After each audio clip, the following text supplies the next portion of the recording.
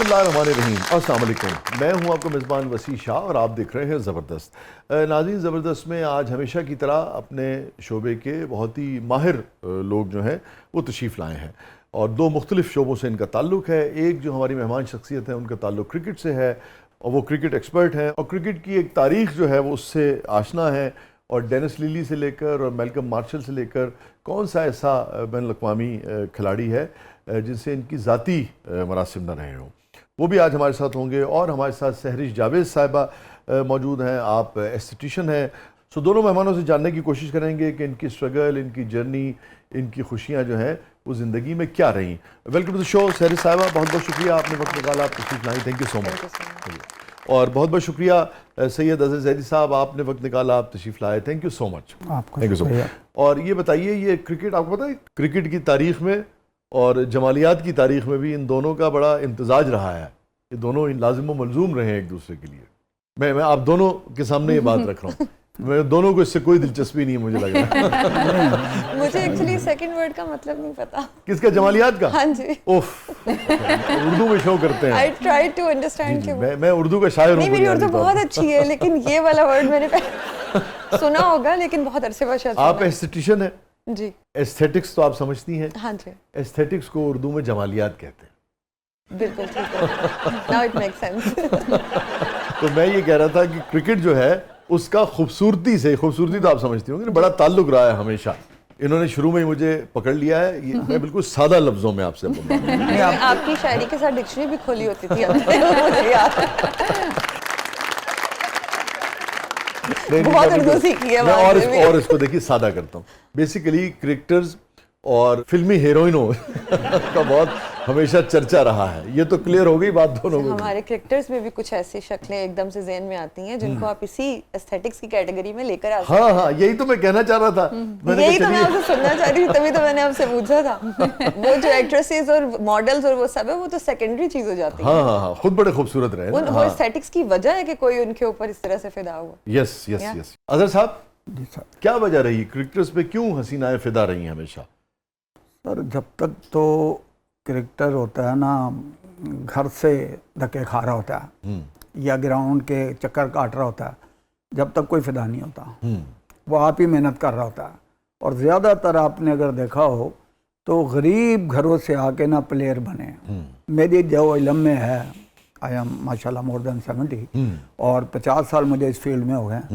तो जो बहुत कम लोग कोई जिमखाने में खेलते थे, चंद उठा लें, जिसमें इमरान खान फैमिली समझ लें, रमीज राजा लग लें, नहीं माजिद खान साहब, मैंने इमरान खान फैमिली का। हाँ, इसीलिए कहा कि मुझे पता है ठीक कि ये लोग पढ़े लिखे, फिर कोई चेसन कॉलेज से जैसे रमीज राजा या वसीम राजा या अदरवाइज जितने प्लेयर आप निकाल लें, हम्बल बैकग्राउंड, चाहे आप मियादार देख लें, चाहे आप रज़ाक देख लें, चाहे इमरान नज़ीर देख लें, चाहे वसीम अकरम देख लें, तमाम वसीम साहब तो फिर भी ये मजाक में रहते हैं। सर, आप अगर आजकल किसी से पूछे ना मजाक है तो अगर केड़ा मजाक, डिफेंस की गल करो आगे तो मैं, या कोई बड़े और पाइन एवेन्यू की बात करें, जो ये प्लेयर आए थे ना, ये बेसिकली अपनी मेहनत से आए थे। तो आप ये कहना चाह रहे हैं कि इनका कोई ग्लैमर नहीं था? बिल्कुल नहीं, क्रिकेट का ग्लैमर था। जब ये शोहरत का ग्लैमर, जब ये स्क्रीन पे आए, हाँ ठीक है ना, जब लोगों ने देखा स्क्रीन पे, तो वहां फिर ऑटोमेटिकली फैन बनने शुरू हुए थे। अच्छा, ठीक है ना। तो मैंने क्योंकि टीमों के साथ दौरे भी किए हैं। मगर आपकी जो इस मेहमान है हमारी दूसरी सहरिश, वो इससे इख्तलाफ रखती हैं। उनका ये ख्याल है कि सोने भी होंगे ने। अगर आप, मेरा ख्याल है, सच्ची बात है, उन्होंने एग्जैक्ट नहीं कहा, मगर गुफ्तगू से ये नतीजा निकल रहा। चंद लोगों को निकाल के, तो बाकी तो माशाल्लाह साढ़े वर गई थी। तो बाकी ऐसी बात कोई नहीं थी कि जो हमने देखा है। फिर सबसे बड़ी जो ग्लैमर है ना, वो बेसिकली स्क्रीन का है। मैं आपको बताऊं जो मैंने नोट किया, मैं अल्लाह का शुक्र है बहुत टूर किए पाकिस्तान टीम के साथ। मैं चैम्पियन ट्रॉफी में भी मैनेजर था, मैं सहारा कप कनाडा में मैनेजर था, मैं बहुत सारी जगहों पर मैंने टीम के साथ किए। और ये सब वो लोग थे, वसीम अकरम, वकार यूनुस, सईद अनवर, एजाज अहमद। तो अगर आप अब ये कहें कि सईद अनवर के ऊपर लोग पीछे फेर रहे थे, तो ऐसा नहीं था। वसीम अकरम का अलग ग्लैमर था, ठीक है जी, वकार यूनुस का अलग था। बेसिकली तो हुनर की पजीराई, हुनर की थी। और जब आपने देखा स्क्रीन पे कि देखा ना, आप 4 दिन का टेस्ट में, 5 दिन का टेस्ट मैच है, आप बार बार टीवी पे आ रहे हैं, तो आपने कभी पहले देखा था कि कभी घर की लेडीज बैठ के क्रिकेट देखती हूँ? अब वो कहते हैं खाना पहले खा लो, 20 का मैच शुरू होने वाला है, खाना नहीं मिलेगा फिर, ऐसा है ना कि नहीं? और बहुत सारी जो मुझे मैं बड़ा और पहले की बात आपसे कर रहा हूँ कि मुझे एक टूर पे एक दो बड़ी अच्छी लेडीज मुझे मिली, तो वो बड़ी मेरे से बहुत सब गप्पे शप्पे मार रही थी, तो मैं कहा यार मेरे से क्यों इतनी ये कर रही हैं गपशप? तो बाद में पता लगा कि वो मेरे थ्रू आगे जाना चाहती हैं, क्योंकि मैं मैनेजर था टीम का, तो वो चाहती हैं कि यार अगर इसको पहले कुछ थोड़ा, और फिर होता भी ये था कि जी शाहिद अफरीदी से मिल लें, वसीम अकरम से मिला दें, ऑटोग्राफ लेना है, फ़ोटो खिंचवा दें। तो वो फिर होता था, क्योंकि हमने जब एक फ्लोर पे टीम होती थी ना, तो हमने वहाँ एक कई दफ़ा बाउंसर भी रखा होता था कि अंदर आगे नहीं जाने देना, कंट्रोल करने। तो सहरी साहबा ये फरमाइए कि खूबसूरती तो यानी कि जमालियात अगेन खूबसूरती है ना, तो हर एक को अच्छी लगती है जी, और मगर आपका क्या तजुर्बा है एक एस्थेटिशियन की हैसियत से कि मर्द हजरात जो हैं वो आपके पास ज़्यादा आते हैं और ज़्यादा कॉन्शियस हो गए हैं आजकल, या ख़वातीन हमेशा से रही हैं और अच्छी बात है वो ज़्यादा आती हैं? ख़वातीन ज़्यादा हैं और मर्द बहुत कम रेशो है जो खुद से कॉन्शियस हैं या खुद से उनको वो अंडरस्टैंडिंग है कि हमने कोई इम्प्रूवमेंट की तरफ रहना है। ज़्यादातर वही 5 to 10% होंगे बस मैक्सिमम, बाकी लगे फिर गुंजाइश निकाल के। और वो लोग हैं जो ज़्यादातर मीडिया से या जहाँ पे उनकी ज़रूरत है इस चीज़ की कि क्योंकि देखें पहले वो वाले कॉन्सेप्ट नहीं थे कि आप अगर एक फील्ड में हैं तो आपने अपने आप को पूरा अप टू डेट रखना है। अब जरा कॉन्सेप्ट चेंज हो गए हैं, आपका जो फर्स्ट इंप्रेशन है वो पड़ता है। पहले भी ऐसा ही था, वही क्रिकेट की जब हम अपने बचपन की बात वर्ल्ड कप की कर लें, तब भी यही था कि आप खूबसूरती देखकर या कोई अच्छी लुक्स देखकर आप पहला आपका जो था वो पॉइंट अट्रैक्शन का वो बनता था। उसके बाद आप उस बंदे की बात सुनने में ज़्यादा इंटरेस्टेड होते थे, जो चीज़ आंखों से आपको अच्छी लगती है। अब भी लोगों ने इस चीज़ को रियलाइज़ किया, लेकिन जो अवेयरनेस ज़्यादा आई है वो ख़वातीन की वजह से आई है, उनके घर वालों में, घर के मर्दों में। खूबसूरती के साथ साथ मेंटेनेंस की लोगों में अब कॉन्सेप्ट ऑफ एजिंग ग्रेसफुली जो है ना वो आ चुका हुआ है। और उसकी एक उसका बेस ही ये है कि आपने 40s 50s 60s में जाके रिवर्स नहीं करना, आपने अपनी अर्ली एज से ही स्टार्ट कर देना है कि वो 30 में जाके आप 60s में जाके आप 40s में लग रहे हो इस टाइम पे। और, तो और इसका ताल्लुक जो है वो सिर्फ यानी कि एस्थेटिक्स से ही है, ब्यूटी से है, सेहत से, जो जिस्मानी अदरवाइज सेहत होती है, हेल्थ उसे आप कह लीजिए, क्या उसको आप डिफरेंशिएट कैसे करेंगे ब्यूटी को और ये जो स्ट्रेंथ कह लें या हेल्थ कह लें? एक ओवरऑल किसी की एक पर्सनालिटी है। अगर किसी का चेहरा बहुत खूबसूरत होगा और बाकी कुछ भी वेल ग्रूम्ड नहीं है तो आप उस बंदे की तरफ अट्रैक्ट होंगे तो सही, लेकिन साइड पे हो जाएंगे। जो ओवरऑल सारा कुछ है, जब हम एस्थेटिक्स कहते हैं, जो मेरा कॉन्सेप्ट है वो एस्थेटिक्स हर चीज़ का, जैसे आपके सेट में बहुत सारे छोटे छोटे से वो हैं उसके पार्ट्स हैं जिसका उस सब मिल के एक एस्थेटिक्स बनता है। तो इसी तरह से आपकी हेल्थ मोस्ट इम्पॉर्टेंट है to give you the results, उसी का रिफ्लेक्शन आएगा ना आपके चेहरे पे या शख्सियत आपके रिजल्ट्स लॉन्ग लास्टिंग नहीं रहेंगे। मैं अगर किसी क्लाइंट को कोई ट्रीटमेंट करूंगी उसके रिजल्ट लॉन्ग लास्टिंग नहीं रहेंगे अगर आपकी हेल्थ ठीक नहीं है। मैं हमेशा सबको कहती हूँ कि बहुत पतली सी जो ब्राइड होती है और बहुत गोरी चिट्टी ब्राइड, ये बड़ी कॉमन चीज़ें हैं, मैं डेली बेसिस पे लोगों को इसमें गाइड करती हूँ। बहुत पतली और गोरी चिट्टी ब्राइड से वो ब्राइड ज़्यादा खूबसूरत लगेगी जिसकी जो एक्टिव और हेल्दी है और जो आंखों से हंस रही है, जो खुश है। और खुशी जो है वो कहीं ना कहीं, अगर स्ट्रेस लेवल्स आपके मेंटल या फिजिकल लो हैं, आपका जिस्मानी या ज़हनी दबाव कम है, तो खुशी आपकी आंखों से, चेहरे से वैसे ही नजर आती है। ये आपने बड़ी शायराना किस्म की टर्म इस्तेमाल की ना, आंखों से हंस रही है, कि इसका कोई हकीकी उससे भी ताल्लुक होता है? सर बिल्कुल ताल्लुक है। या यानी कि आप सिर्फ एक मेटाफोरिकली ये बात कर रही हैं या हकीकतन भी लोग इसका इस्तेमाल करते हैं? मैंने तो हकीकतन ही इसकी बात की है। अच्छा। और अब मेरे पास लेट्स से एक क्लाइंट आया है और वो एक फेशियल ट्रीटमेंट के लिए, क्योंकि मेरे पास कुछ थेराप्यूटिक ट्रीटमेंट वाइज फेशियल्स हैं। फेशियल वो कॉमन वर्ड है तो मैं उसको यूज़ कर रही हूँ, हम उसे थेरेपी या ट्रीटमेंट कहते हैं। पहली दफ़ा जो क्लाइंट आएगा, आप यकीन करें सेकंड टाइम उसका जो स्ट्रेस लेवल है, उसका एंग्जाइटी लेवल है, वो 30 to 50% कम हुआ होता है। आंखें चमक रही होंगी। यस, वो एक्साइटेड होता है, उसको पता है कि इसके बाद मैंने अगले 2 हफ्ते 4 हफ्ते कैसा फील करना है। तो उसमें कहीं ना कहीं साइकोथेरेपी हमारे फील्ड का एक पार्ट आ जाता है। अच्छा, वेरी इंटरेस्टिंग। मेरे घर वाले कहते हैं कि तुम फेशियल्स के साथ थेरेपी करती हो या थेरेपी के साथ फेशियल करती हो।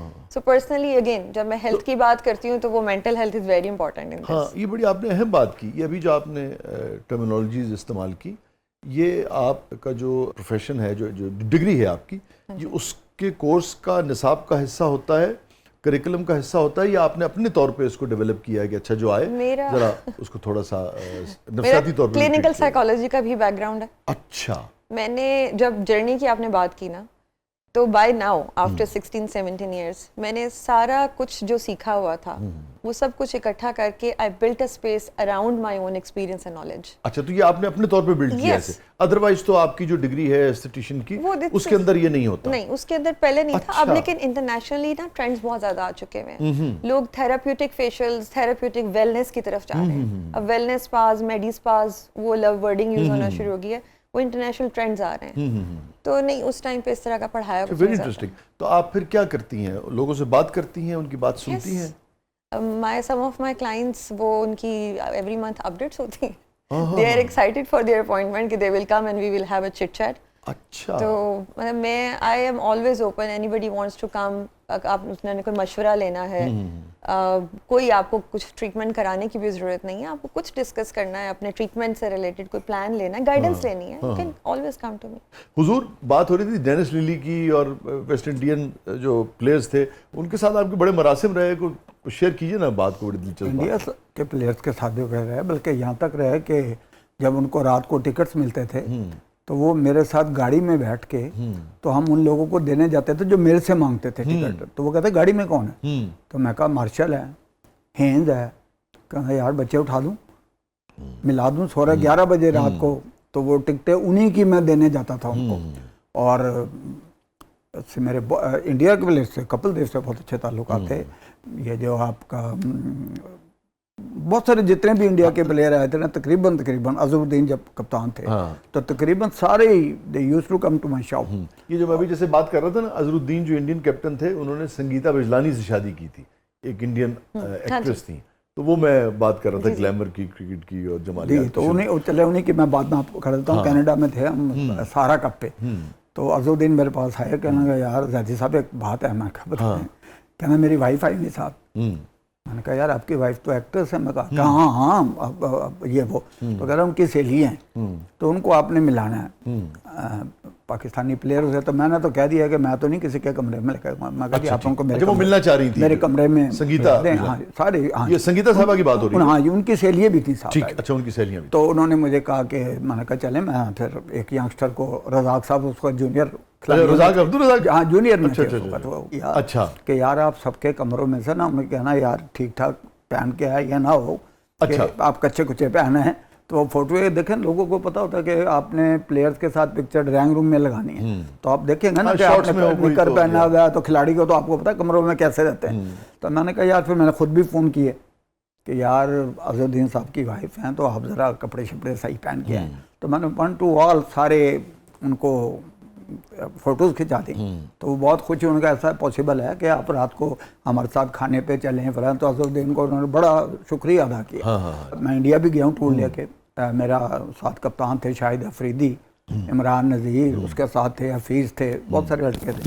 तो इंडिया में जो अनबिलीवेबल मसला जो क्राउड होटल में होता है ना, और वहाँ के ख़ास तौर पे जो मैनेजर वगैरह होते हैं ना, वो सबसे बेहतरीन उनको मिलाने का टाइम होता है सुबह नाश्ते पे टीम को। कि नाश्ते पे आधे तो करते नहीं, तो आधे करते हैं, तो वहाँ उन्होंने मिलाने के लिए रखा होता था। और सख्ती बहुत होती थी। हम भी खैर ये करते थे कि फ्लोर पे नहीं आने देते थे किसी को, ज़्यादातर इंडिया में। बहुत सारी जगहों पे ये होता है कि फिर मैनेजर का जो रोल होता है ना, उसको एक चीज़ नहीं देखनी होती। अब मिलाने में भी ऐसे लोग कह देते हैं कि यार ना मैं फ़ोटो भी बना रहे हो, तो अगर कोई चीज़ ना शर्ट भी ले आके ऑटोग्राफ दे, तो हर बंदा तो मैचों से पहले तो कोई शर्ट नहीं देता। तो बहुत सारी चीज़ें ये हैं कि तो मैच से पहले शर्ट दे देगा तो खेलेगा नहीं होते हैं 3-4, लेकिन कोई नहीं देता। मैं कल जिस दिन आखिरी दिन होगा, लास्ट डे, उस दिन आप आइएगा, उस दिन जरूर दिलवा देंगे। क्योंकि वो आप कितनी मरतबा मैनेजर रहे? मैं 16-17 दफ़ा हूँ। Pakistan team, A team, under 19 team, super 6, Hong Kong, India, Sri Lanka, Bangladesh, champion trophy में बहुत जगह फिर। अंडर 19 में भी मेरे साथ ये अहमद शहजाद, ये जो शान मसूद साहब कप्तान हैं, मोहम्मद आमिर, ये सब मेरे साथ थे। अभी सर ने संगीता बिजलानी का जिक्र किया है, तो जो मोहसिन साहब थे और रीना रॉय थी जी, तो उनके टाइम पे भी सर मैनेजर थे और सर के रवाबित थे, उनके बारे में कोई अगर वाकया है हमसे शेयर करें। आपको पता मोहसिन हसन साहब खुद बड़े खूबसूरत आदमी थे हैंडसम वजी आदमी और अच्छे गुफ्तगू करने वाले भी अच्छे थे।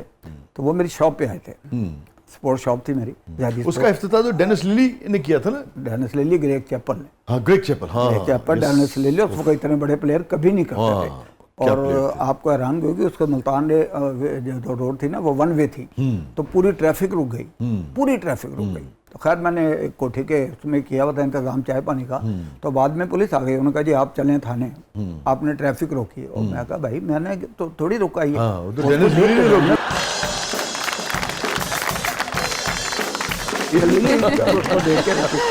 तो जब मोहसिन हसन साहब मेरे शॉप पे आए तो मुझे अगर आप इजाजत दें तो ये मोहसिन साहब वाली भी और ये डेनिस लिली वाली बात भी, ये वापस आकर ब्रेक से वापस आकर यहीं से कंटिन्यू करते हैं, है ना? वैसे डेनिस लिली को रोकना तो इम्पॉसिबल था, मगर अजहर साहब को तो रिक्वेस्ट की जा सकती है ना।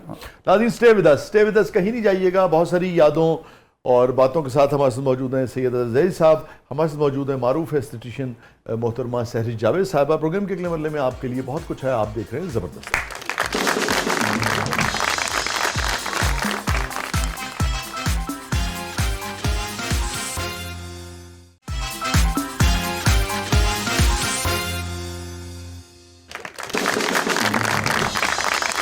वेलकम बैक नाज़रीन, ज़बरदस्त में एक बार फिर खुश आमदीद।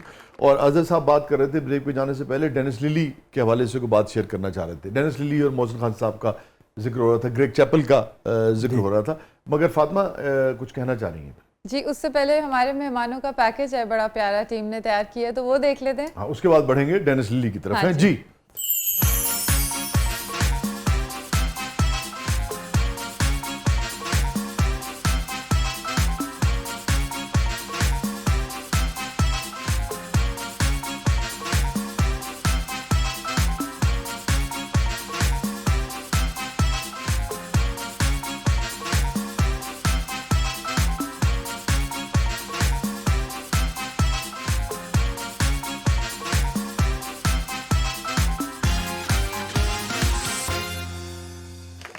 वाह, अब बढ़ते हैं सहरी जावेद के पैकेज की तरफ।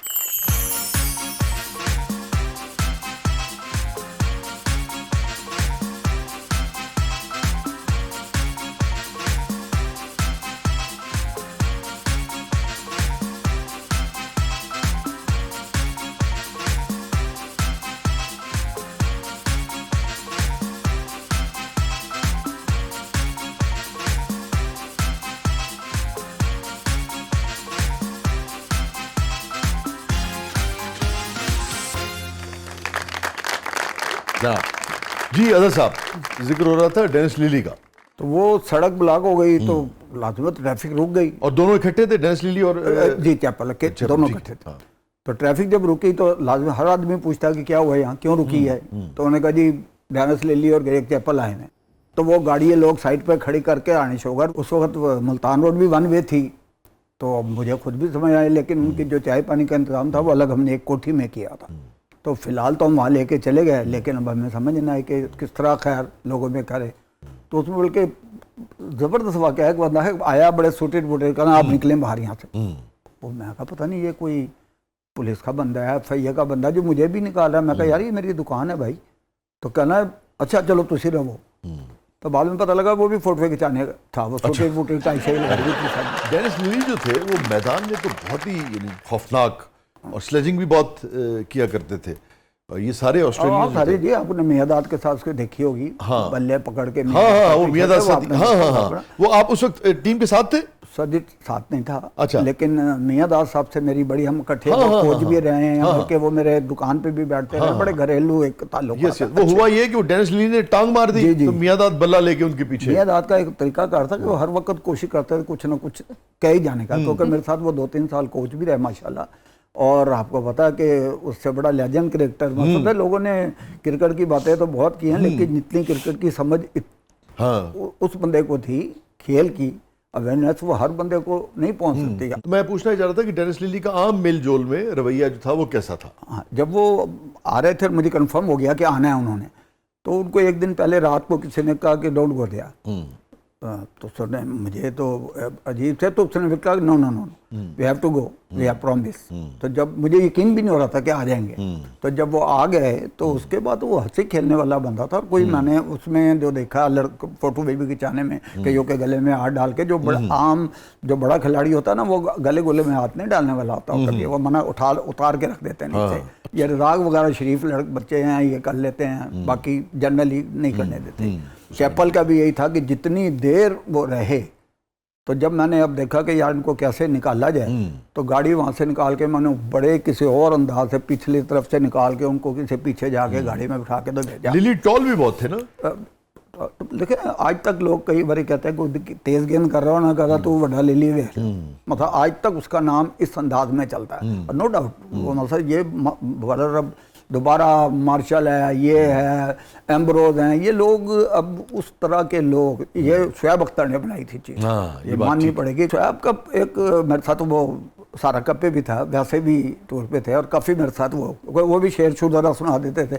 शुएब अख्तर? हाँ, और बड़े मैं उनको अपने पास बिठा दूँ कि यार इधर बैठो, क्योंकि वो थोड़ी सी ये होता था कि जैसे इधर देखा तो वो जो भी कहना, चाहे वो वसीम अकरम साहब हैं, चाहे वकार साहब, वो कहना, वो मैं कहा यार तुम इधर बैठो कि शेर सुनाओ। कहना मैंने पता तुम क्यों कह रहे हो, क्यों कह रहे हो आप, तो मैं इसलिए कह रहा था कि यार ये इनसे उलझ पड़ते थे। हाँ अच्छा। और लेकिन सर अपने मुल्क के लिए वो बंदा परवाह नहीं करता था कि मेरे यार कहाँ चोट लगी, कहाँ गेंद लगी, खेलना है मैंने।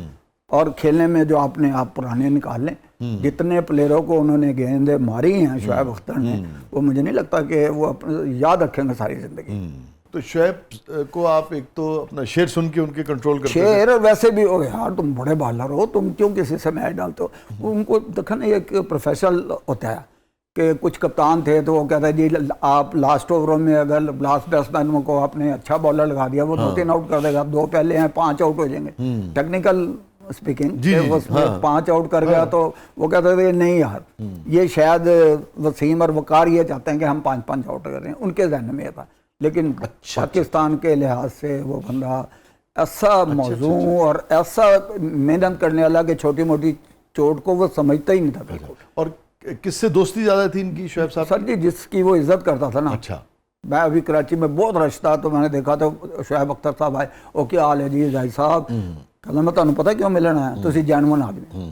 तो ये एक उसका अपना माहौल था, अच्छा बिल्कुल अच्छा था, उसमें कोई चाहिए। लेकिन इशू ज्यादा होता था फास्ट बॉलर से होना था, बड़ा नाम बन जाता ना एक बंदे का। अब देखा ना मार्शल के बाद वो नाम नहीं बना, हालांकि कई बॉलर बहुत बहुत अच्छे आए, लेकिन मार्शल का अपना, और आपको अगर अंदाजा हो तो मार्शल का कद भी कोई इतना बड़ा नहीं था। जी। मार्शल कोई, लेकिन उसकी इतनी फिट बॉडी थी, तो वो हमेशा मुझे कहता था कि यहाँ से पहले गेंद तेज करो, इधर से फिर आगे पिच को। आपको याद है जब मार्शल को फ्रैक्चर हुआ था, बॉलिंग कर रहे थे, उस मैच में भी उन्होंने काफी सारी विकेटें ली थी, 7 विकेटें शायद। मुझे ये तो याद नहीं है, अगर आप कहें तो उसके साथ ही छोटा सा वाकया मैं आपको बता दूं। प्लीज। तो मार्शल की जो गर्लफ्रेंड थी, जो वाइफ, आपको पता है वहाँ तो वाइफ भी कहलाती है, गर्लफ्रेंड ही होती है वो। तो मैंने उनको ज़ायद स्पोर्ट की चीज़ें दी, उन्होंने पहनी और फिरी बाजार में खूब हो, और लाहौर में अनारकली में इधर उधर खूब फिराया उसको। और अलीम डार साहब साथ थे, तो वो उस वक्त तो नहीं थे एम्पायर, लेकिन वो बेचारे उनको लेके फिरते रहे, तो बहुत खुश हुआ मार्शल। और काफ़ी उसने, उसकी वाइफ ने भी बड़ी तारीफ़ की। तो जो उसमें मैं बताने वाली बात कर रहा हूँ आपको, वो मैं ऑक्सफोर्ड स्ट्रीट लंदन में 3-4 बंदों के साथ जा रहा था, ऑक्सफोर्ड स्ट्रीट पे जी, ठीक है। तो एकदम एक मैडम आई, उन्होंने गले में हाथ डाल के ना, तो बड़े, अब वो हम सब ये समझे कि यार कोई, तो कहा भाई साहब बच्चों खैर, कहना यू रिमेंबर मी, मैं कहा ओहो, ये कहना मैं कोई इनसाइड के मार्शल ग्राउंड उसमें माइको कहती थी, मैं को, तो मैं कोई इनसाइड। वो आप यकीन करें, उसने कहा कि मुझे बताओ मैं करना क्या कर सकते हैं आपके लिए। और मार्शल भी आ गया, फिर खूब उन्होंने कहा यार खाना खाओ, कोई चीज़ नहीं, शॉपिंग कुछ भी करना है तुमने तो मुझे बताओ। इतनी वो हम्बल भी थी, और वो कहा तुमने, हालांकि कुछ ऐसी बात नहीं, हमारे साथ एक होटल था कढ़ाई गोश्त का, तो मैंने उसको रात को कढ़ाई गोश्त भी खिलाया। और जब मेरे घर भी आए तब भी मैंने उनको, यकीन करें, ये चिकन पीस और हॉस्पिटैलिटी याद थी जी जी, और ये खीर की। उस वक्त मैंने उनसे एक चीज़ पूछी कि यार ये अपनी जितने हम आपको चीज़ें दे रहे हैं, मैंने बड़ी चीज़ें उनको बना के दी थी, और तो आप बाकी चीज़ें जो आपकी यूज़ नहीं हो रही वो फेंक दें। उसने कहा नो नो नो नो, हमारे मुल्क में इतने गरीब बंदे हैं कि जब हम घर जाते हैं तो हम दरबार ऊपर से फेंकते हैं चीज़ें और लोग वो उठा लेते हैं। तो वो क्रिकेट की चीज़ों के इतने मतलब वो थे शौकीन। तो मेरे साथ तो पूरी वेस्ट इंडीज़ की टीम, बल्कि मैंने इनको एक शॉप थी, उसको मैंने कहा मैं आपकी दुकान पे ले आऊँ टीम को। उन्होंने कहा जी ले आए। तो मैं कहा देंगे क्या आप? तो उन्होंने कहा जी सूट देंगे। तो उसमें जनाब ले गया मैं। तो कहना लगा जादे साहब आते एक एक सूट वाले बंदे ही नहीं, उन्होंने तो दो दो सूटा का कपड़ा एक नू लगता। अब एम्ब्रोज को, कॉटन वाश को, लंबाई चौड़ाई है वो। तो मैं कहा यार अब तो देने हैं तुमने। तो मार्शल की कोई और बात आपको याद आती हो? मार्शल की तो नहीं, मैं गॉर्डन ग्रीनिच की एक बात बताता हूँ आपको। गॉर्डन ग्रीनिच बहुत बड़ा प्लेयर था। तो वो हमेशा जब भी मैं जाता था वो कहता you are always after big guys. मैं कहा what do you mean by big guys? मैं कहा big guys what do you mean? मैं कहा have you seen your face?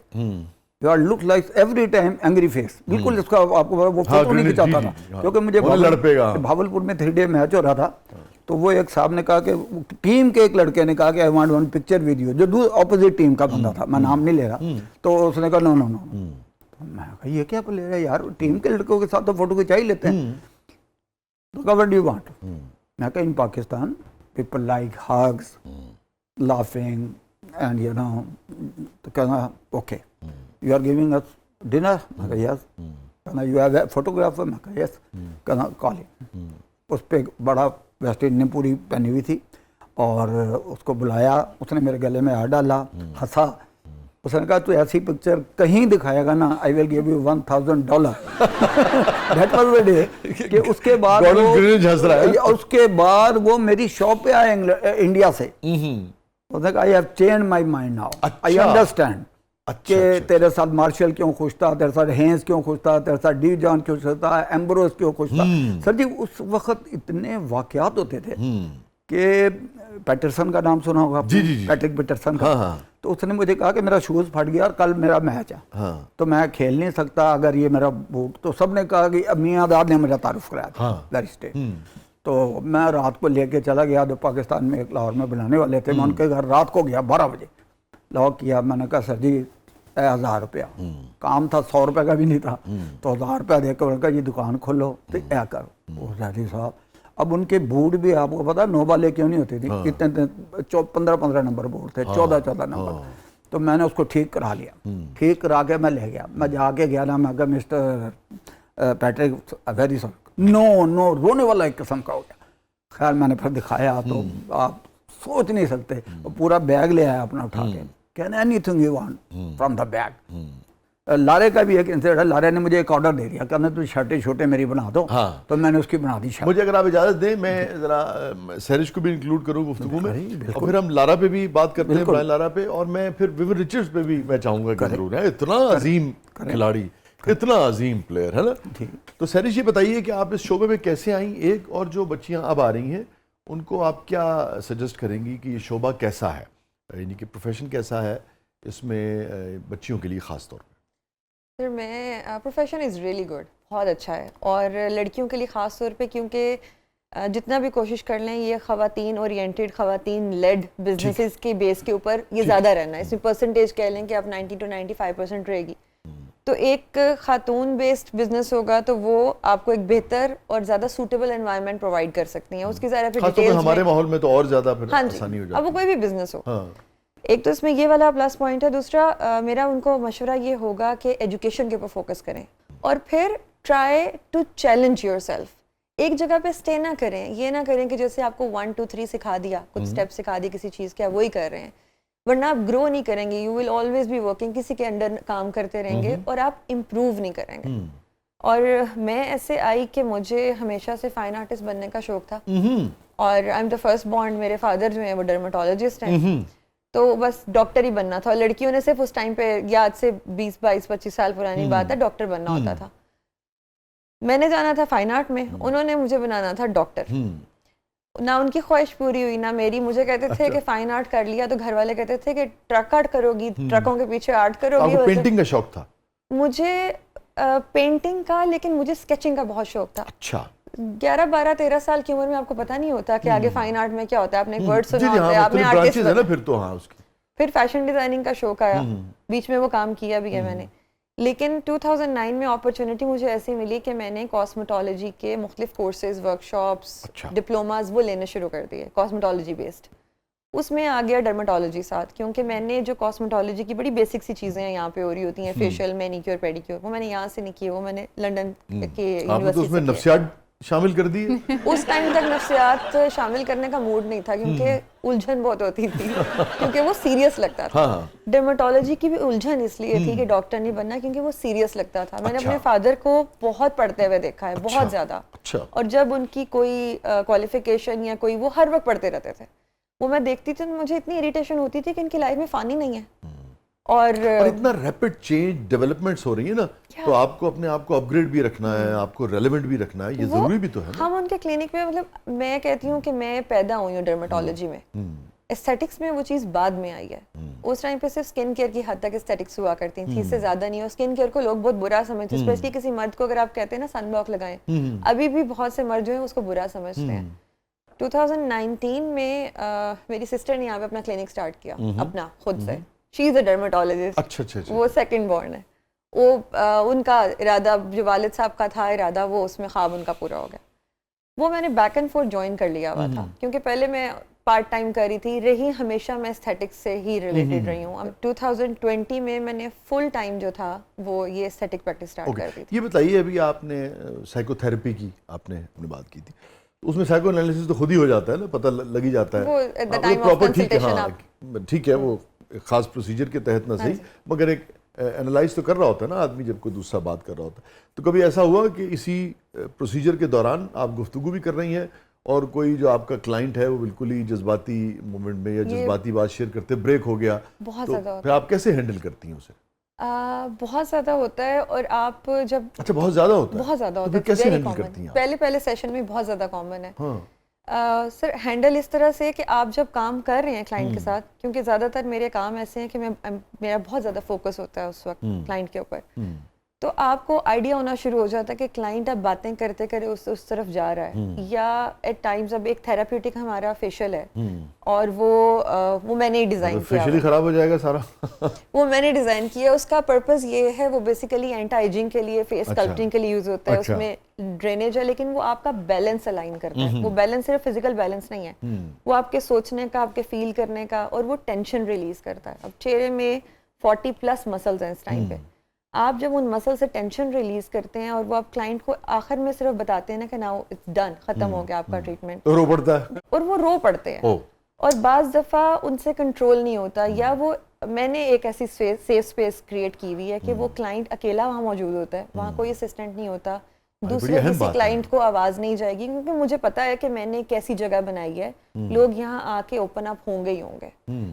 और ट्रस्ट मी, सेकंड टाइम वो पर्सनालिटी चेंज होती है उनकी, और मेरे लिए अप्रिशिएटिंग चीज़ भी है। आप एडवाइस भी करती हैं या सिर्फ सुनती हैं? मशवरा, लेकिन मैं थोड़ा सा एहतियात रखती हूँ, क्योंकि ये ना घर जाके कोई लड़ाई शुरू किस किस्म के मसाइल, मैं उनकी डिटेल में ना जाइए, मगर अमूमी तौर पे किस किस्म के मसाइल आजकल लोग आपके पास लेके आते हैं? सर मैं ऑनेस्टली आपको बताऊं तो लोगों के मसाइल नहीं है।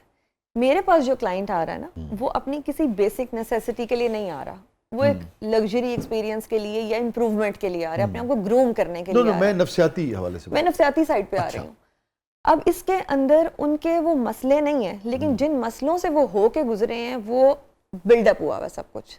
उनको ये नहीं पता कि ज़िंदगी के कुछ चीज़ें आपके साथ जुड़ी हुई हैं, और उन मसलों को आपने कोप करना सीखना है, उनको आपने संभालना कैसे है अपनी लाइफ में साथ साथ। तो ज़्यादातर जो मेरे उसमें एक्सपीरियंस में रहे हैं, हाँ कुछ बहुत स्पेसिफिक इशू ज़रूर हैं जिसमें हमारी वो बॉडी शेमिंग से रिलेटेड और ऐसी चीज़ें आ जाती हैं, वो भी घरों से स्टार्ट होती हैं। ये बड़ी अहम बात, प्लीज़ बड़ी अहम बात है। और मैं यही समझ, इसका मतलब है कि जो ख़वातीन आपके पास आती हैं, जैसे कि आपने कहा कि 90% के करीब ख़वातीन आती हैं, और वो अपना दिल का हाल भी आपसे शेयर करती हैं, अपनी जज्बाती कैफियत भी शेयर करती हैं। अभी आपने सबसे पहले कहा कि उनको बॉडी शेमिंग का सामना रहता है, तो I will not never say कि किसी का प्रॉब्लम बहुत बड़ा है या ये कॉमन प्रॉब्लम्स हैं। हाँ, अगर अब हम फिजिकल साइड पे आ जाएं, जो साइकोलॉजिकल इफेक्ट करते हैं, बॉडी शेमिंग। और बॉडी शेमिंग में शायद मेरी इस बात से लोग बहुत इख्तलाफ करें, मैं ये नहीं कहती कि आप जिस बॉडी शेप में हैं वो ठीक है। मैं शुरू से आज तक ये कहती हूँ कि अगर आपका टेस्ट रिपोर्ट सारा ठीक है, आपके हार्मोन सारे ठीक हैं, मर्दों औरतों दोनों के, और आपका लाइफस्टाइल, आप एक्टिव हैं, आप डिपेंडेंट नहीं हो रहे किसी के ऊपर, आपको पता है कि जी आप एक लॉन्ग लाइफ मेडिकली गुजार सकते हैं, बाकी तो अल्लाह ताला को पता है, तो आप हेल्दी हैं। फिर आपको कोई बंदा बॉडी शेम नहीं कर सकता।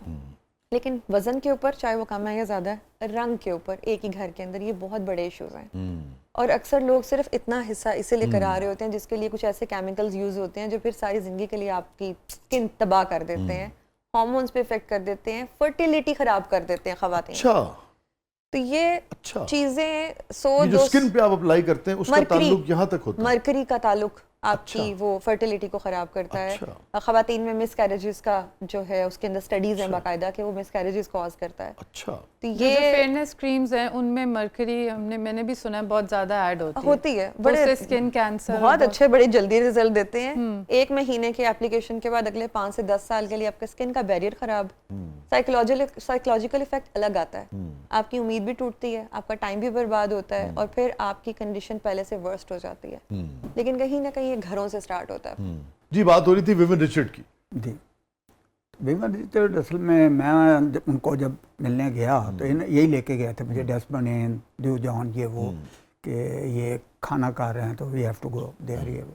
तो मैं उन्हीं को पक्का रखता था क्योंकि दोस्ती उनसे बन गई थी और जावेद मियां दास साहब ने कराई थी, तो वो भी समझते थे कि यार ये बंदा ठीक है। तो खैर रिचर्ड ने मुझे बड़े अच्छे उसमें यंग जवान कप्तान थे वो, तो उन्होंने कहा कि मैं आपके बाकी तो चीज़ें नहीं कर सकता, आपकी शर्ट पहन सकता हूँ, आपकी ये चीज़ें कर सकता हूँ। तो खैर वो बड़ा कोऑपरेटिव तरीके से जब मैंने उनको बताया कि मैं आपके ये सूट अरेंज कर रहा हूँ और फलां ये, तो वो बहुत खुश हुआ। और अजहर साहब कोई मोहसिन साहब वाला वाक़या बता रहे थे उनकी शॉप का आपकी, तो वो बीच ही में रह गया। हाँ, मोहसिन साहब वो एक तो खुद बड़े स्मार्ट आदमी थे, तो अच्छा लोग मेरी दुकान के आगे ना फिरते रहते थे। मोहसिन साहब आए अपनी वाइफ के साथ, मुझे नहीं पता था। रीना राय साहब के साथ? जी हाँ, ठीक। तो मुझे नहीं पता था, वो गाड़ी में बैठी थी। अच्छा। तो वो अंदर आए तो उन्होंने कहा क्या हाल है साहब, ठीक ठाक हो गए? मैंने कहा बाहर कौन है? तो उन्होंने कहा भाभी। मैं कहा यार भाभी से मिलाई दें, चले वैसे ही यार इधर ना उतारें, इधर ये। खैर उन्होंने जाके सलाम दुआ लिया। तो मोहसिन साहब ने कोई चीज़ें एक दो लेनी थी या देनी थी मुझे, तो उस वजह से वो आए थे। तो वो नहायत नफीस किस्म का, बहुत और पढ़े लिखे आदमी, बहुत रिफाइंड। इत्तेफाक से मैंने उनके 3 डे मैच भी देखे, इत्तेफाक से उनके साथ कोई प्रोग्राम भी किए टीवी के कई। तो वो एक बड़े रिजर्व टाइप के आदमी और बड़े एक हंसी मजाक के डिफरेंट स्टोरी वाले बंदे हैं। अजहर साहब, अभी संगीता साहिबा और रीना साहिबा का जिक्र हुआ, तो इंडिया से और भी तो बहुत सारी सेलिब्रिटीज आती होंगी हमारी पाकिस्तानी क्रिकेट प्लेयर्स से मिलने के लिए जब ये खेलने जाते थे। हाँ जी, बिल्कुल खेलने भी जाते थे। मैं अपनी बात आपको बता देता हूँ कि एक मेरे दोस्त थे, NMCP के असिस्टेंट डायरेक्टर थे। अच्छा। वो मेरे क्लब में खेलते थे। अच्छा। और 6-8 महीने खेले, तो आए थे यहाँ वो फिल्म में कुछ घुसने। अच्छा। तो उन्होंने कहा नहीं, यहाँ हमारा माहौल नहीं है, वहाँ डिफरेंट है माहौल। तो वहाँ जब हम गए तो बॉम्बे में उन्होंने कहा जी आपने इनसे मिलना है फिल्म स्टार से। तो मेरे एक दोस्त थे सादत अली, क्रिकेटर, आपने सुना होगा नाम, और वनडे भी खेले हैं, अशरफ अली के भाई। तो कहना यार साहब चलो ये तो बड़ी बात है। और मैं कहा यार आपका शौक है तो चलो चलते हैं। खैर वो मुझे कप्तान जी कहते था, तो वो स्टेज पे शूटिंग हो रही थी एक, तो वो उसने ऊपर जाके पता नहीं क्या क्या, वो जनाब 1-2 लाइटें आ गई, बाकी बंद हो गई। उन्होंने कहा जी आ जाएँ ऊपर।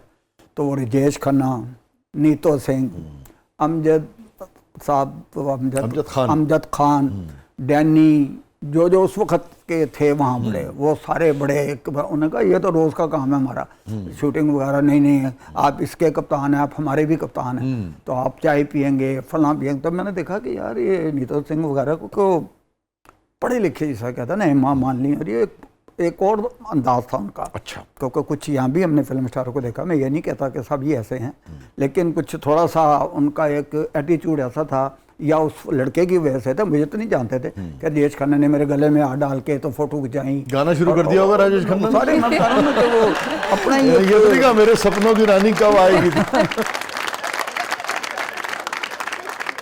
नाज़रीन स्टे विद अस, कहीं नहीं जाइएगा। छोटे से वक्फे के बाद वापस आते हैं। प्रोग्राम के अगले मरले में आपके लिए बहुत कुछ है। आप देख रहे हैं ज़बरदस्त।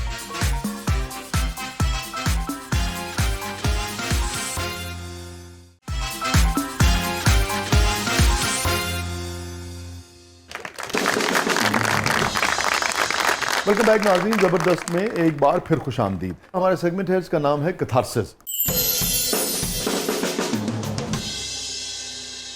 कोई रिग्रेट है अदर साहब जिंदगी में? शाह जी, शायर तो आप हैं और गलती ना निकालिएगा। अपने हालात से मैं सुलह तो कर लूं, लेकिन मुझ में एक शख्स जो रूपोश है मर जाएगा।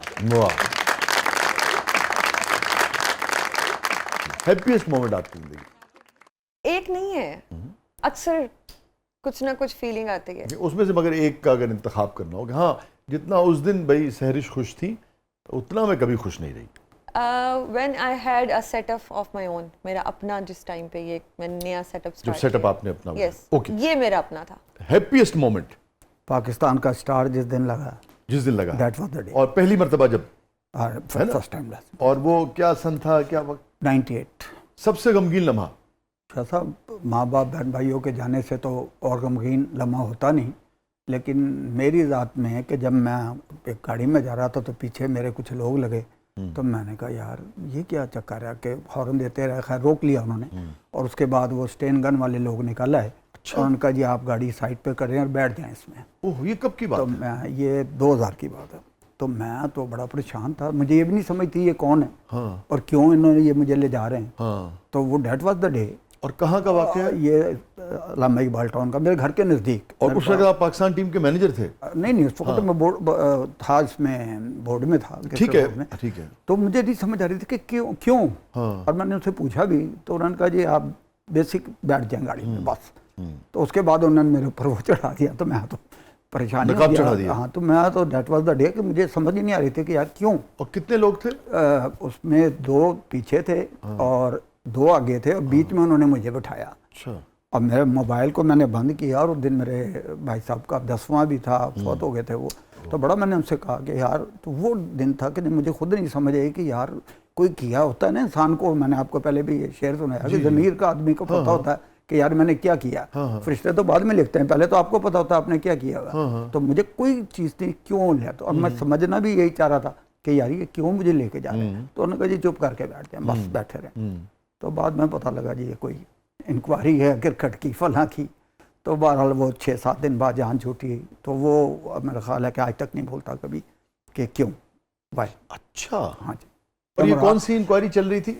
क्रिकेट में आपको कौन सी इंक्वायरी होती हैं? यही है, होती है ना कि फलां मैच हुआ तो या वो ठीक था, नहीं था, क्या था। जबकि मैं, जब आप 4-1 से जीत के आ रहे हैं तो उसमें कौन सा आपको फिक्स कर सकते हैं आप? हाँ। टेक्निकली आप सोचें ना, हाँ। कि जहां आप हार रहे हो तो वहां तो आपसे पूछा जा सकता है। हाँ। लेकिन वो आपको पता है कि यहाँ इस मुल्क में जो भी एक तरीकाकार है, जनरली आप उसको अडॉप्ट करेंगे तो आप चलते रहेंगे, वेरी स्ट्रेट। अच्छा, बस। तो ये अच्छा। और वैसे किस किस्म की इंक्वायरी, किस किस्म के सवाल, तो क्या जानना चाह रहे थे? सर इंक्वायरी इतनी थी कि पर्दे के पीछे कोई साहब थे, तो वो कहने लगे जी 28 नंबर मर्सिडीज आपकी है, 15 नंबर लैंड क्रूजर आपकी है। तो मेरे में इतना हौसला था, और मैं जब भी बैठता था कहीं बड़ी दुआएं पढ़ के, नादेली पढ़ के, आतल कुर्सी पढ़ के बैठता, तो मुझे कोई वो नहीं होता था कि यार अल्लामा लिखे मैं क्या कर सकता हूँ। किसी के पास स्टेन गन नहीं है तो मेरे पास तो कुछ नहीं है, तो मैं क्या कर सकता हूँ। और किसी घर वाले को नहीं पता था कि ये कहाँ गया। तो मैंने कहा जी आप माशाल्लाह जिस भी पोस्ट पे बैठे हैं, तो आप एक्साइज में पता करें कि 28 number Mercedes, 15 number land cruiser. तो वो अच्छे कुछ साहब थे, अल्लाह जानता क्या थे वो। तो उन्होंने कहा यार, दोनों को क्रिकेट से तो कोई लेना देना नहीं। क्या ये कि लेके आ गया, ये कौन सा क्या लेके, ये मैंने सुना उनसे खुद। अच्छा। कि यार ये क्या लेके आ गया मेरे पास, ये क्या लेके आ गया। जो साहब जो भी थे, हाँ, वो आपकी इंक्वायरी कर रहे थे, हाँ, जो वो पर्दे के पीछे, वो खुद खफा हुए। हाँ, वो ना उनको कहा कि क्या लेके आ गए यार ये। मैं कहा लाने वालों से उन्होंने कहा, मैं कहा एक्साइज का दफ्तर है, बैंकों के नंबर आपके पास हैं, पता कर लें जाके कि कितने पैसे हैं, कौन से बैंक में है। तो मुझे आपको लगा जानना क्या चाह रहे थे? सर वो कहता ना किसी के जब कोई खिलाफ बयान दिलाना हो या कुछ हो, तो मैं इस मामले में मेरा डिफरेंट स्टोरी है। मैं कहता हूँ यार जान चली जाए, गलत मैं क्यों कहूँ। तो एक बात जो मुझे आपकी बात से समझ में आई कि आपका तासुर ये था और आपका कहना ये है कि वो कोई खास बयान आपसे चाह रहे थे। आज तक नहीं पता लगा कि कौन पीछे लोग थे। समझते हैं लेकिन आप नहीं कह सकते। लेकिन मैंने, अल्लाह का शुक्र है कि शायद अब वो लोग क्रिकेट में नहीं है। अच्छा, जिसके खिलाफ आप कह रहे हैं बयान दिलवाना चाह रहे थे, जो भी लोग थे, आप जब बाहर आए तो आपने क्या देखा? उसके खिलाफ बयान किसी और ने दिया या नहीं दिया? नहीं मैंने नहीं देखा, ये मुझे कुछ थोड़ा सा एहतसाब सेल में पता लगा था। अच्छा। कि क्योंकि वो ज़रा ओपन बात हो रही थी। हाँ। तो उन्होंने कहा जी ये कागज़ है, इस पर आप ये लिख दें ऐसा। तो मैंने लिख दिया। मैं कहा जी इस काम में इनका साहब का नाम लेना भी गुनाह है। तो कहूँगा आपको पता है क्या हो सकता है? मैं कहा जी क्या हो सकता है? कहते जी अडियाला जेल जा सकते। फला मैं कहा जिधर भी भेज दें जी, उससे फ़र्क नहीं पड़ता। मैं कहा एक ज़ात ऊपर भी है, और आज भी कहने को तैयार हूँ कि मैं गलत क्यों लिख दूँ। तो 5-6 दिन बाद उन्होंने ऊपर मुझे बुलाया, कहना यार आपको यहाँ किसने बुलाया? मैं कहा जी 6 दिन से मैं यहाँ हूँ, होटल के कमरे में। वो कहते आप निकल नहीं सकते, आप मेरे से पूछ रहे हैं। तो सब थे, क्योंकि वो नाम मैं इसलिए कि उन्होंने मुझे बुलाया था। तो उनका नहीं मियाँ साहब ने फ़ोन किया है कि यार आप तो बड़े गुड आदमी हैं, आपको जब चाहेंगे बुलाएंगे, जबकि मैं कुछ नहीं कह रहा था। तो उन्होंने सब कुछ अपनी तरफ से ही बोल के, तो उन्होंने कहा जी वो बड़े अच्छे तरीके से इनको भिजवाएँ लाहौर। तो ये चीज़ है कि मेरा ख्याल है कि हिस्सा है इस मुल्क में ज़िंदगी का, और यू हैव टू फेस। और अभी जो मैं आपकी बात समझ पाया, आप ये कह रहे हैं कि किसी को नाजायज़ फंसवाने की कोशिश हो रही है। फंसवाने की, लिखवाने की कोशिश के, याद रखना मैं आप लिख दूँ कि जी शाह जी ने मेरे से ये पैसे मांगे थे ये शो के, तो मैं लिख दूंगा। बात सिर्फ ये है ना कि अब आप नहीं, मैं समझ गया। हाँ मैं समझ गया। तो जिसका नाम ले रहे थे वो बेईमान नहीं था? नहीं बिल्कुल नहीं था। मैंने लिखा, मैंने कहा उनका नाम लेना गुनाह है जी, बिल्कुल। नाम लेने को कह रहे थे, आपकी राय उसके बारे में ये है कि उसका नाम लेना भी गुनाह है? जर्नली राय लोगों की भी ऐसी है, जर्नली मैं जानता हूँ जिस तरह। तो उन्होंने मुझे कहा कि ज़ाहिद साहब आप मुझे, उस वक्त वो टीम में थे वैसे? उस वक्त वो साहब टीम में थे जिनको फिक्स करने की कोशिश कर रहे थे? हेड थे, बड़े थे। जिसको आप कह रहे हैं कि फिक्स करने की कोशिश कर रहे थे, बाद में उन साहब से आपकी मुलाकात हुई? बड़ी बारी हुई, अभी भी होती है। मोहतरमा ये फरमाइए, कुछ मुड़ के देखिए, ज़िंदगी में होता ना कि भाई ये मेरे बस में हो तो ये मैं डिलीट कर दूँ इसको। बस कुछ इस तरह के लोग थे ज़िंदगी में कि जिनकी बात मान ली, फिर वो नुकसान हुआ, फैमिली वाले भी हर्ट हुए उसमें, मैं भी हर्ट हुई, तो वो काम भी हर्ट हुआ, थोड़ा नफसियाती तौर पे भी जो है वो एक स्ट्रेस आना शुरू हुआ। जब आप ऐसे टीवी पे या किसी चीज़ पे ताल्लुक़ की बात करेंगे तो लोग एक ही तरह का कोई आपका इमोशनल कनेक्शन या कुछ इस तरह का वो समझेंगे, लेकिन नहीं, ज़रूरी नहीं इस तरह का हो। और भी बहुत लोग होते हैं, वो हम एक उसी कनेक्शन के बारे में, जज्बाती ताल्लुक हो, कारोबारी ताल्लुक होते हैं, और कुछ ऑफिस में आप काम कर रहे होते हैं, तो वो तब ये पता नहीं था कि हर एक के ऊपर कितना ट्रस्ट करना है, कितना अपने आप की अपनी खिदमत कितनी देनी है, या अपने बारे में कितना बताना है। तो वो, लेकिन अगर मैं कोई भी बात करूंगी तो वो एक उस एज की हैं कि जिस टाइम पे शऊर की वो अभी लिमिट, अभी भी शऊर का उस रेशो पे नहीं है हम। लेकिन मेरे फादर ने मुझे ये कहा था जिस टाइम पे मेरी ये बर्थडे आई है ना, जो आपने चलाई है, कि अब आप जो हो वो नोटिस करना अपने अंदर, कि आपके अंदर जो वो शऊर बोलते हैं ना सारे, उस उम्र में शऊर आता है, अब वो खुद ही आना शुरू हो जाएगा, आपको उसमें अब ज़्यादा मेहनत नहीं करनी पड़ेगी। लेकिन हाँ, जब हो तो उसको पकड़ के रखना। तो मेरे हस्बैंड ने बड़ी उसमें मेरे साथ, वो he is my biggest support before anybody else. Good. हुजूर क्या डिलीट करना चाहेंगे? मैं हांगकांग में था, तो वहाँ से ख़त्म हुआ, मैच जीते हम सारे। तो रात को एक साहब आए, उन्होंने कहा जी आपको एक मुल्क में लेते हैं, उनको वहाँ एक नज़दीक मुल्क है, तो उन्होंने कहा जी वहाँ आप सिर्फ पासपोर्ट रख लें। अच्छा। तो मैं और एक बड़ा प्लेयर, उसका मैं नाम नहीं लूँगा, चले गए हम। ठीक है। जब वहाँ हम पहुँचे तो उन्होंने कहा यू आर अंडर अरेस्ट। अच्छा। अब मैं हम उनकी ज़ुबान भी नहीं समझते थे, वो मुल्क मुझे ध्यान में नहीं आ रहा इस वक्त।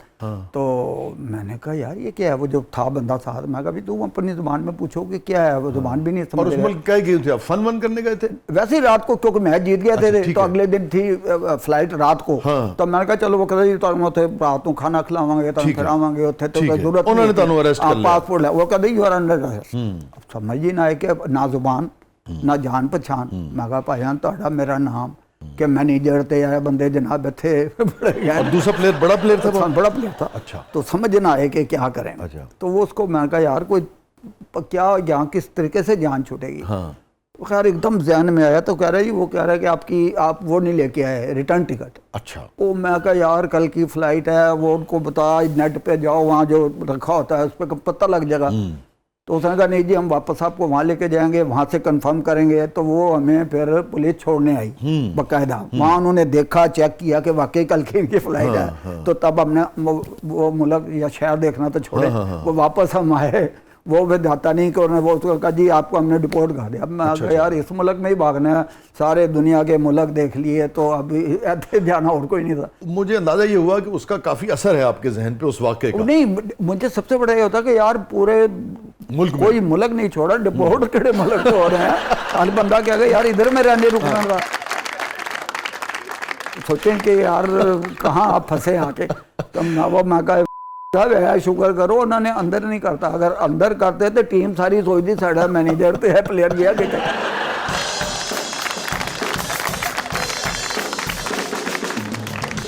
तो वो आखिर में शेयर कर लें ब्रायन लारा का, फिर हम अख्ताम करें। ब्रायन लारा उस वक्त टीम का तो हिस्सा नहीं था, लेकिन नाम बड़ा था, खिलाते थे उसको, लेकिन अभी वो इतने पॉपुलर नहीं हुए थे। उन्होंने मुझे कुछ ऑर्डर दे दिए कि यार ये दे दो, मैंने बना लिए। जब मैंने बना लिए तो मुझे ले गए कमरे में अपने, तो उसने जैसी भी अंग्रेजी उन्होंने बोली और मैंने समझी, क्योंकि हम लोग बहुत कॉन्शियस है ना कि आप अंग्रेजी नहीं बोलते, भाई अपनी बात आप समझाओ, सब समझ जाते हैं।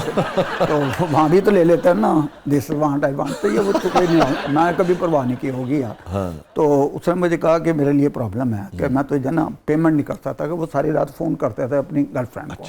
तो वो पैसा उस वक्त बहुत लगता था, आपको पता है, शुरू की बात है ये। तो उसने कहा मैं तुझे पैसे नहीं दे सकता, तो मैंने वो चीज़ें नहीं लेनी है। अच्छा, तो ब्रायन लारा सारे पैसे अपनी गर्लफ्रेंड को फोन करने में उड़ा देते थे, ये कह रहे हैं आप। तो उसने कहा कि ये तुम ना किसी बड़े प्लेयर को ना बताना, क्योंकि वो मुझे कहते हैं कि अगर इसने कोई ऑर्डर दिया ना तो you must take money mister Zaidi. अच्छा। अब मैं ये चाह रहा था, मैं कहा यार दुकान पे तो बिक ही जाएंगी, लारे के साइन भी कराए गए थे, उस वक्त कोई इतना बड़ा नाम नहीं था, और आपने फोटो भी देखी हो, गले में हाथ डाल के मेरे खड़ा है। तो वो मैंने सारी चीज़ें, मैं कहा नो प्रॉब्लम एट ऑल। तो वो बड़ा हुआ कि यार मैंने ऑर्डर भी दिया और ये बंदा, तो वो बिल्कुल दोस्त हो गया। अच्छा, समझ लें। आपने उसे कहा कोई बात नहीं? कोई बात नहीं, मुझे पता था दुकान पे बिकी जाएंगी। लेकिन उससे एक और छोटी सी बात आपको लारे की बता दूं कि बांग्लादेश में चैंपियन ट्रॉफी थी, तो मैं एक दिन पहले चला गया, लारा बाद में आया, तो उसने पूछा नेक्स्ट डोर कौन है, who is the next door. तो उन्हें बताया किसी ने कि पाकिस्तान मैंने इजाज़त दी। तो मेरे साथ तो बड़ा फ्रेंक था, तो वहाँ जाके लिखवाया कि ये बंदा सारी रात शोर मचाता रहा पूरे कमरे में। और वो मैनेजर साहब आ गए, मैं कहा यू नो मी, कहना नो। मैं कहा सुबह वाले मैनेजर से पूछो जाके कि मैं कौन हूँ और किसने कहा ये तुम्हें। तो उसने कहा next door West Indian captain, उसको तो कैप्टन था ब्रायन लारा। तो मैंने जाके नो किया, तो उसने अंदर से देखा, तो देख के उसने कहा कि खोले ना दरवाजा, मैं ठुडे मारे 2-4। तो कह रहे हैं व्हाट हैपेंड मिस्टर जैदी। तो मैं कहा क्या लिखा के आया वहाँ नीचे कि मैं तो शोर करता रहा हूँ, और मैं कहा जस्ट टू मिलने के लिए, मैं तुझे क्या, मुझे पता लग, कंफर्म किया था मैंने। अच्छा। में सबसे ज्यादा शरारती कौन था ये जितने लोग थे? डॉक्टर मियादाद साहब भी आपको पता है, फिर छोटे वो भी किसी को नहीं थे। मियादाद साहब की कोई ऐसी बात जो बहुत मुख्तलिफ आपको याद आती हो आपके साथ? एक जगह मुझे ले गया, वो रात को पेशावर में टेस्ट मैच था, तो बड़ी उनके दोस्त भी थे साथ, वो पुलिस के अफसर थे अच्छे बड़े, तो मेरे से भी ताल्लुकात हो गए, उनके मिलाए 2-3 बारी। तो वहाँ जाके तो सुबह हमने 8 बजे का टाइम दिया था टीम को, तो रात को 1:30-2 बज गए। मैं कहा भाईजान उठो, जाना भी है, सुबह टीम को टाइम दिया हुआ, अबे भाई चलते हैं, अभी चलते हैं। चलो मैं कहा भाईजान मैं पूरी टीम को टाइम दिया है और अभी रास्ता भी है काफ़ी लंबा। तो वो जो पुलिस के साहब थे वो भी उनके अच्छे दोस्त थे। मैं कहा सटी तुसी उठा लो, क्योंकि वो बैठे हों तो मियादाद साहब तो आपको पता जब माशाल्लाह महफिल तो वो लगा लेते। तो हम वहाँ से जो चले और हम होटल पहुँचे, तो आपकी सोच होगी कि बस मैंने टाई लगाई है, कोट पहना है और मैं बस में जाके बैठ गया। मियादाद साहब तो काफ़ी चीज़ें ऐसे करते थे। एक बार इन्होंने होटल में यह किया कि लड़कों के कमरे खुले होते थे, इन्होंने घड़ी का टाइम चेंज कर दिया जाकर। उन्होंने बताया मुझे, कहता उठो यार उठो, वो टाइम क्या हुआ, वो गुस्सा खाने में घुस गया कि टाइम इतना हो गया। तो उन्होंने इतना टाइम दिया को आधा घंटा 15 मिनट के सब तैयार हो गए ना, तब नीचे आया तो सुबह भी अज़ानें नहीं हुई थी। बहुत सारी चीज़ें, लेकिन बहुत बहुत शुक्रिया साहब, आपने वक्त निकाला, आप तशरीफ लाए, थैंक यू सो मच। बहुत बहुत शुक्रिया मोहतरमा सहरिश जावेद साहबा, आपने वक्त निकाला, आप तशरीफ लाई, थैंक यू सो मच। बहुत शुक्रिया नाज़रीन, ये था आज का ज़बरदस्त। अपने फीडबैक से हमें आगाह कीजिएगा, इजाज़त दीजिए, अल्लाह हाफ़िज़।